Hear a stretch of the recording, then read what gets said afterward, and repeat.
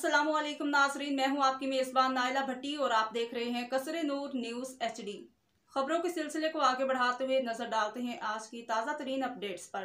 Tehreek-e-Insaf Spain के chairman महर जमशेद अहमद की Barcelona आमद पर चौधरी नाज़म ददार की तरफ से इशाइया का एहतमाम किया गया, जिसमें सोशलिस्ट पार्टी स्पेन के रहनुमा हाफिज अब्दुल रज़ाक सादिक, चौधरी अजमत हुसैन महर, नईम अब्बास भट्टी, चौधरी इमरान बोड़ा, CEO कसरे नूर न्यूज़, अली हैदर, फैज़ अहमद तारड़, कामरान राजा इमरान और दीगर ने शिरकत की।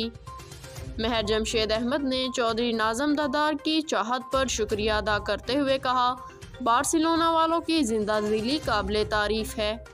जब भी बार्सिलोना आया हूँ मोहब्बतें ही समेटी हैं। चौधरी नाज़म ददार ने तमाम अहबाब की आमद पर शुक्रिया अदा किया। अब तक के लिए इतना ही। मज़ीद खबरों और अपडेट्स के लिए देखते रहिए कसरे नूर न्यूज़ HD।